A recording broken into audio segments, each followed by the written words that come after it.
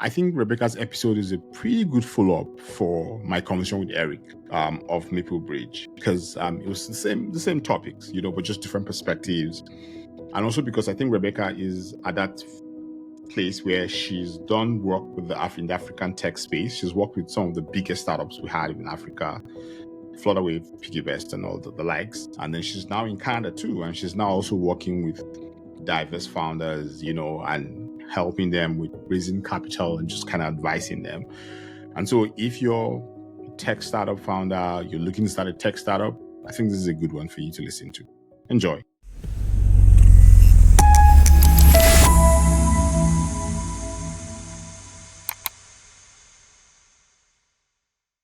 Welcome to Newcomers Podcast. Thank you for doing this with me, Rebecca. And I'll just kind of go straight into it with you, because I know you used to work with advisory back in Nigeria, advising tech startups, and then you've moved here too, and then you're still working in advisory.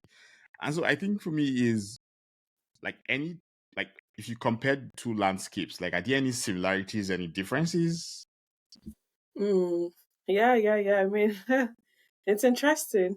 Like you said, in Nigeria, I was working with BKR Capital, which is a bespoke advisory firm where we support tech startups across Africa. So it was a good exposure into startups. Like we worked with the likes of Flutterwaves, like PiggyVest.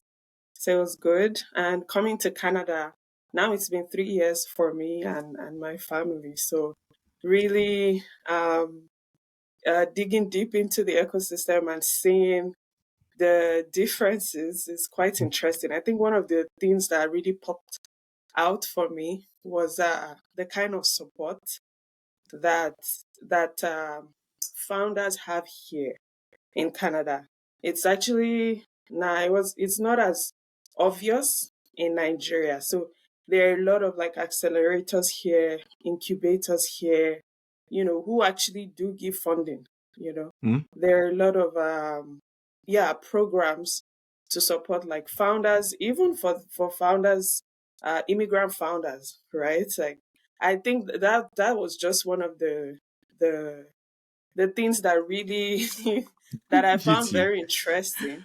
And maybe it's kind of, the phase where the industry here is, that whole awareness around underfunding for diverse founders. And it's like everyone is trying to put in the effort to kind of change that narrative. So there's a lot of support out, the accelerators, incubators are working hand in hand with universities, even government contribution and support. So you literally can feel the energy. Can feel the energy. You can feel the drive and the mission, to kind of change the narrative and to help founders. And I think, as at the time that I left Nigeria, that was not where we were in Nigeria. So that's always something that was striking for me.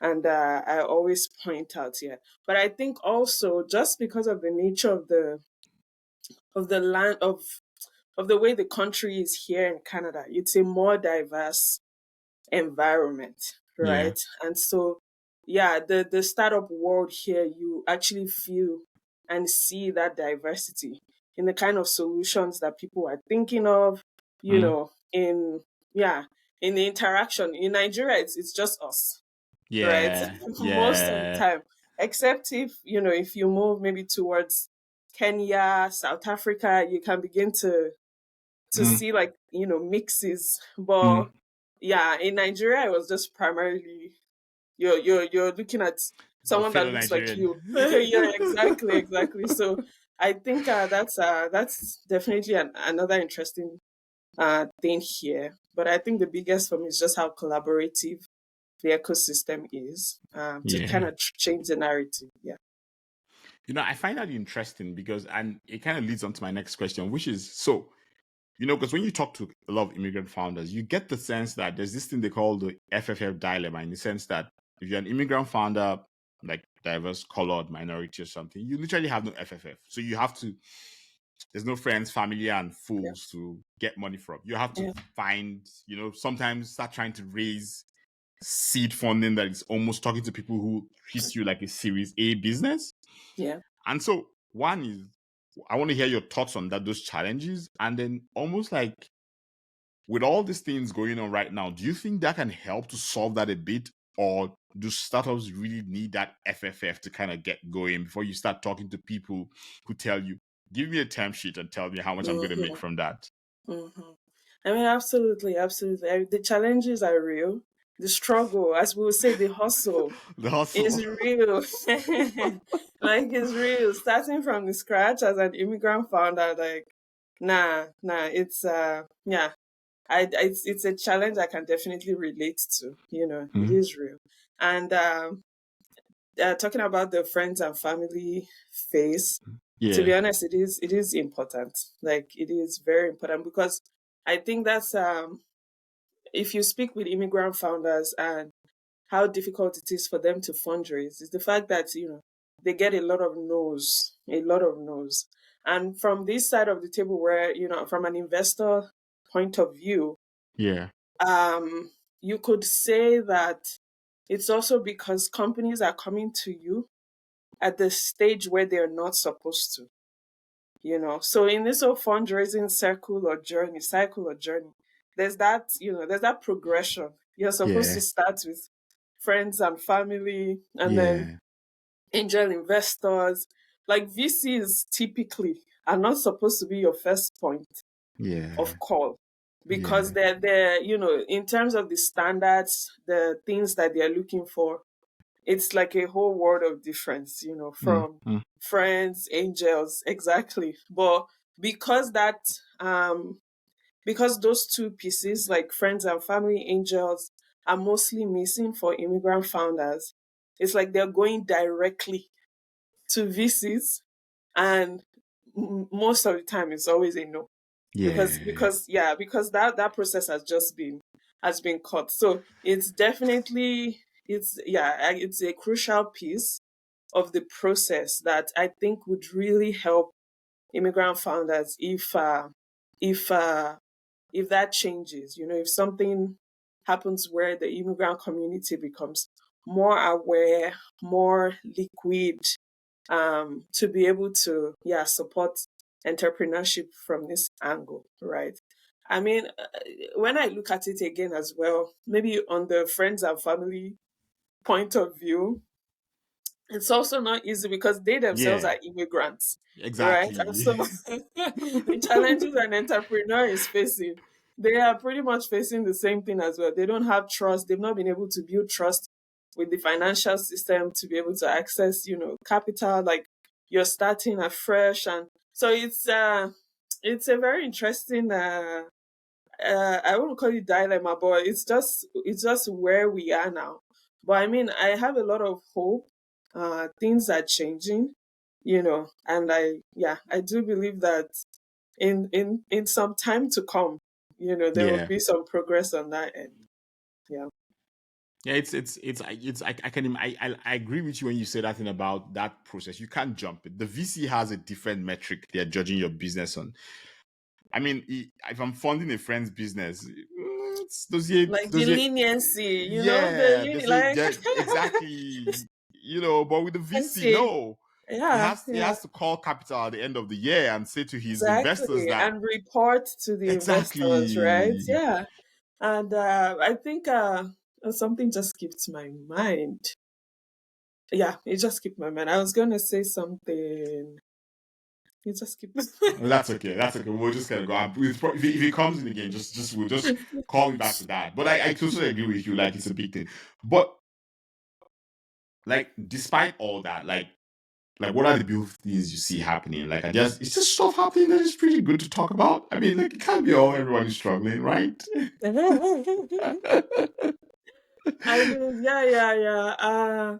I think for me, even within the struggle, Yeah. it's so amazing to see the boldness of Mm, immigrant founders and their resilience.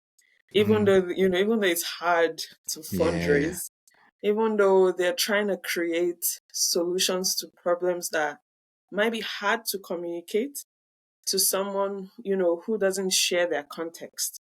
Yes. Like I really do appreciate the hustle. Like, we came with that spirit.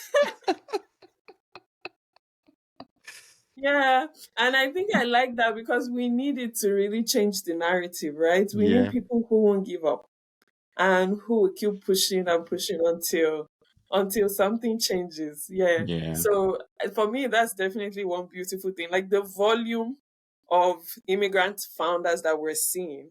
And I think when I started maybe about a year, 2 years ago here in Canada, like it's very easy to see immigrant entrepreneurs in like maybe beauty or NGO or like, but now seeing more volume in the tech space is Oh, that's actually amazing. really cool. Like Yeah. it's really, really cool for me. So yeah. So for me that's definitely one beautiful thing that I'm seeing.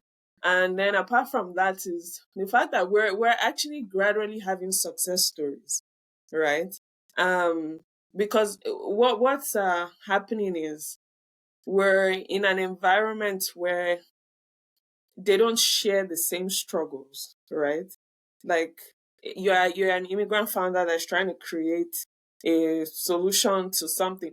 99% of the time you're trying to create a solution to a problem that you faced, Yes. right? Yes. And the people that you're trying to pitch to or get funding from, they don't share those experiences, Exactly. So I want to talk about how we're beginning to actually see success stories Yeah. um, from the immigrant community in terms of Yeah. companies that are building and are exiting at billions, right? Like there are few, but we're beginning to see them. And I mean, part of what we are doing at BKR Capital, beyond just funding Black entrepreneurs in the tech space, is, also we run this fellowship program where we're educating mid-level Black professionals about the VC space, right? And so in the course of the program, we create exposures to investors, entrepreneurs, and in those circles, like you hear these success stories that are quite encouraging.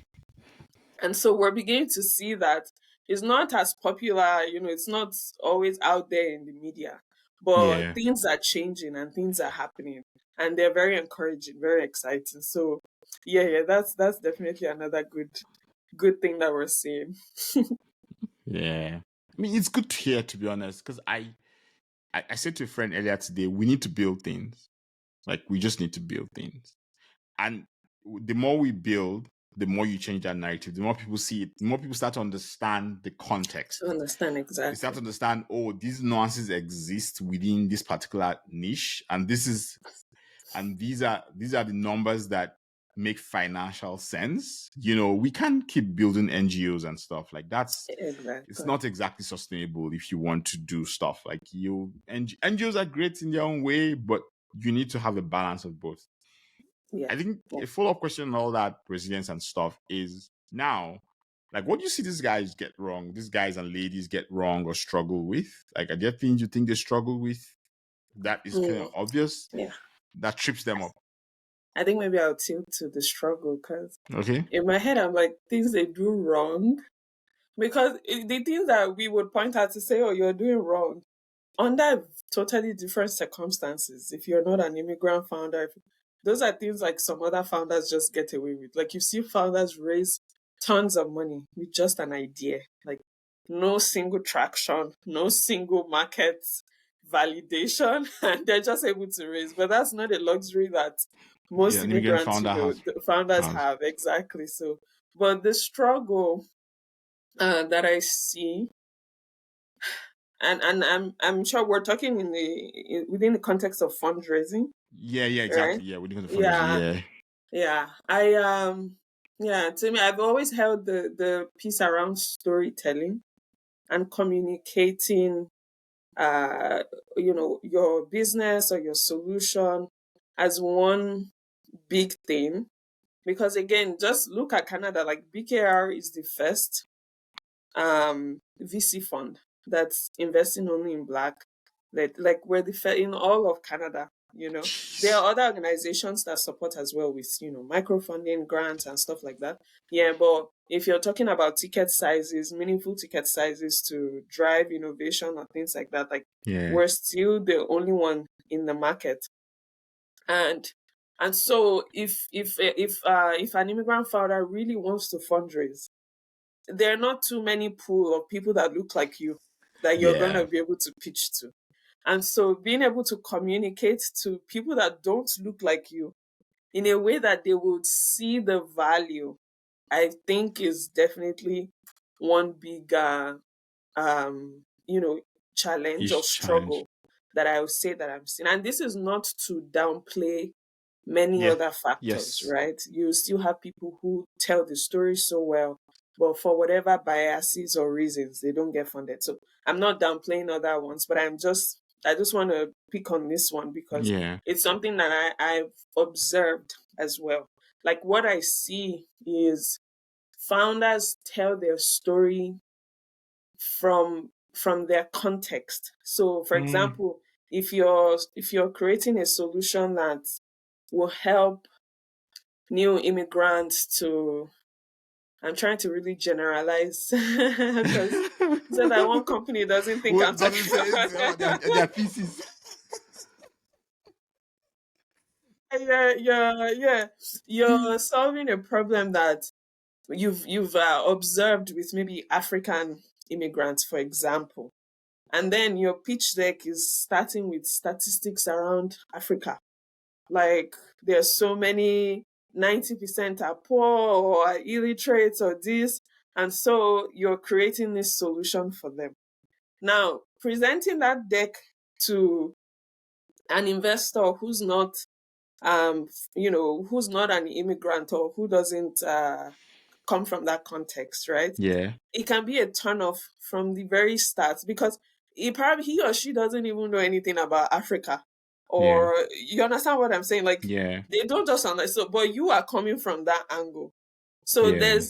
there's this skill that's required to be able to tell your story in a way that um that would in a way that they will be able to appreciate, right? So maybe instead of coming from, oh, this is the reality in Africa or in Nigeria, you can come from the fact that Canada is such a very culturally uh, diverse country, right? Yeah. And the fact that, I don't know, I'm just throwing out numbers, maybe Yeah. 10% of the population now is like they're all immigrants, whatever. And with the Mm-hmm. current policy in place, like that is projected to increase to, I don't know, 25%.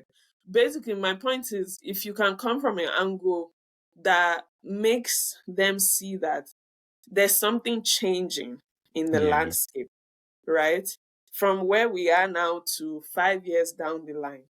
There, in terms of diversity of people, culture, background, needs, is going to be a totally different ballgame. And so you are coming in to solve problem for that future need. You're projecting ahead to say that in 5, 6, 7 years, we're going to have this pool of people who these are going to be their needs that nobody's addressing or nobody's even thinking of now. And, if there are numbers around maybe the kind of wealth they control or whatever, but my point is just being able to blend your story in a way that would make sense to someone who doesn't share your context or your background. I feel Yeah. like that's definitely one key thing that immigrant founders can touch on. Can Because if we're touch. talking about funding, it's very simple. It's really communication. The founder gets to an investor, angel, whoever it is, you're actually just communicating that you've seen a problem and you are solving it. So there's a lot that is hanging on how well you're able to communicate Communicate. that, right? Exactly. And so and what I've seen, like, despite the challenges, right? What I have seen is that the money always runs after value, like always. And at that point, they really don't care about the color of your skin. If they really, like, if we see a deal that maybe last year made 100K, or let me say last 2 years made 100K revenue. The following year it grew 3x. The next year it grew 2x. Bro, no, but like You're everyone's going to jumping run. in. Everybody's going to be running for it. But of course, I understand that the challenge is that immigrant founders don't even have that FFF to even pool build to that build that kind of traction, traction. before you even. So I do understand that, but my point is still that the value will always attract. It will always attract money, right? But the thing with value again is that it's very subjective. What's valuable to me as an investor might not be valuable to another investor, right? So in this whole fundraising process, there's also that piece where you want to be sure that you're creating the right value and that you're spotting the right people that would appreciate that value, right? Not all investors, and that's why different investors have different theses. Yes. Some would only invest in certain stages. Some would only invest in certain industries. Some, that's what's valuable to them. And so there's still that work on founders to say, let me know who is who, right? And so that I'm not just going to everybody, or else, the heartbreak will be plenty. I mean, Yeah. I can imagine. I mean, I guess at some point people just kind of get desperate and be like, you know what, let me just keep shooting out these decks and hope that someone tells me yes. Yeah. And it still kind of goes back to that thing we said about like just that foundation, because that foundation is not there, people just kind of struggle. Like it's because you're desperate to do something, you want to get the money, things are at knife edge, and you just say, you know what, I have to do this one way or the other. I think the last question I have for you, which is, and I know we're working on a project around this, but like, do you have any thoughts on how best one can help to seed all that angel investing FFF things? Like, I mean, is there any way one can do that? Because I do think that we need that step somehow. Any thoughts, any random thoughts, just to kind of help? Is there any way? I mean, because there are people who have been here for a long time who probably have some money to put in startups, but they just either they don't understand, or they don't care, or they don't trust enough, or I just don't know what's going on. That's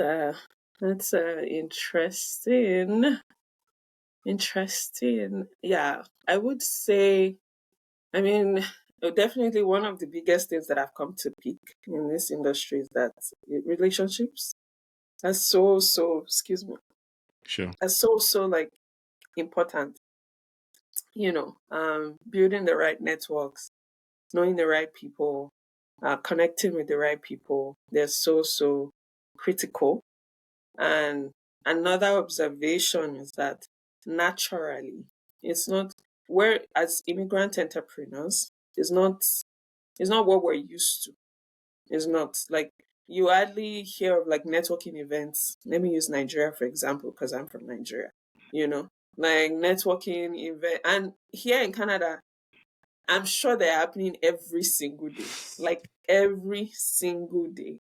But that's one cultural shift that I would say that would actually help build that that layer, that gap, bridge that gap. Sorry, yeah. It's because, to be honest, we can't rely on just ourselves. We're too. I have to be very mindful of my words, but we're still a growing population in block. the I agree. we're still growing, I agree. so Yes.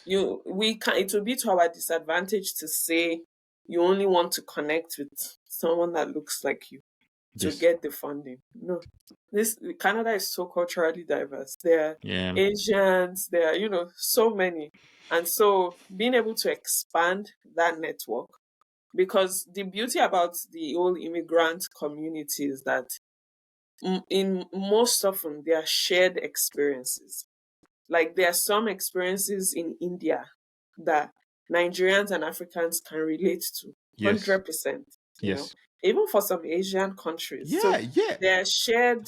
Yeah, they're shared.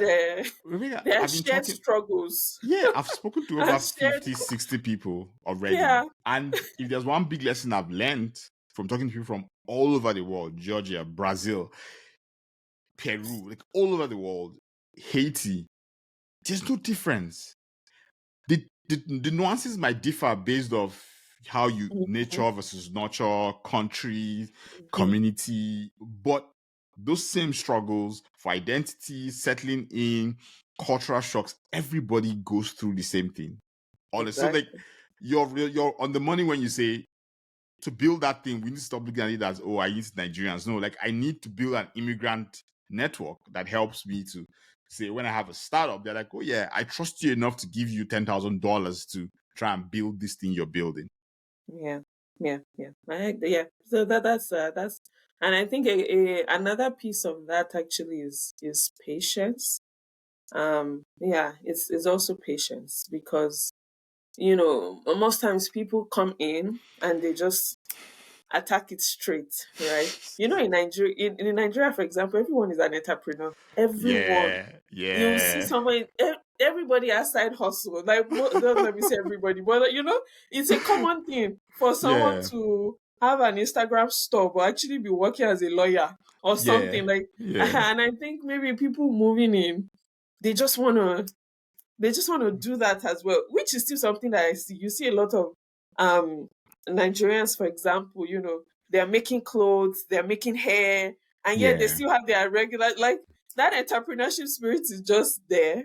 But if we really want to move the needle and move away from, your small businesses, or really move to a bigger scale, I feel like patience as well is needed, right? Patience to really observe, to learn, to build these networks, this trust, this relationship, to know Mm-hmm. who's who, and all this. I personally think that would help as well. Yeah, And another thing that I would just say is, I feel like in this whole process of business creation, right? yeah, Getting to that point of what's actually valuable it also takes time, because you have a business idea that sounds so great to you, or that because 10 people or 20 people, 50 people that have these challenges, does not mean that when you go full scale at that yeah. You'll get that kind same of number. idea, looking for VC funding, or it doesn't mean that it will be the the success story. You get what I'm trying? So I'm Yeah, also thinking that there's that process of really testing your idea to be sure that it's actually what the market wants. mm-hmm. Even apart from what the market wants, to be sure that the people that want it are large enough for the kind of scale that You I am need. thinking in my head, right? There Yeah, might be some business ideas that are just best small, because the people that actually need it and will continue to pay for it, and they're not that, whether it's a factor of time and chance, they're not that many yet. But then imagine you are now struggling, looking for VC funding for for a business idea that that they're just a lot, and then you enter into it, maybe you get a VC that funds you, and then there's the struggle to keep up in terms of traction, right? yeah, And as we know, the other side of VCs and giving control is that they can take you off your business if they yeah, think that you're no longer the right. I mean, that's another conversation. But I'm just trying to paint yeah. an example. Yeah, yeah. So I think that definitely patience in learning, building the right connection, testing your idea, all of that. I think that that's also something very critical that we need. Yeah. Yeah, I think we can end this here, to be honest, because I feel like those points you just made are like everyone should just anyone who's looking to start a business should take that, and because it's okay to be in a hurry and it's okay to feel like you need to get going, but there's also time and chance. There's also a time for understanding where you are at, how things work, what are the nuances that you're going to deal with if you decide to Mm, start a business, you know, and then approaching it much better prepared, because I feel like this is not popular opinion, but it's what people know. We've romanticized the idea of young entrepreneurs, but you look at most of the biggest businesses, and just the guys who started it or the ladies who started it, they had built some experience in their career, and then moved on. And I feel like immigrants also need to kind of learn that. I mean, like, yeah, I'm all for the guys or the ladies who just kind of go into it and start off. But I also feel like we also need more people who come in and say, okay, I have this idea. Let me just try and see what's happening, and then start it. Because now I've built a network. I've done the things that I need to do. That means that when I started, life is a bit much easier than when I landed today and I decided to launch a startup. Yeah. I agree. Okay. I agree. Thank you so much for doing this. My pleasure. Thank you so much. Thank you so much for listening to this. Rebecca is such a fantastic individual, and we're working on a pretty interesting project. Like, if you're someone who's looking to raise funds, we're working on a project for you all. But yeah, as usual, please like, share. You have someone who might find this useful, please send to them. You have someone who you think we should talk to, please send them my way. Thank you and have a wonderful day. Peace out.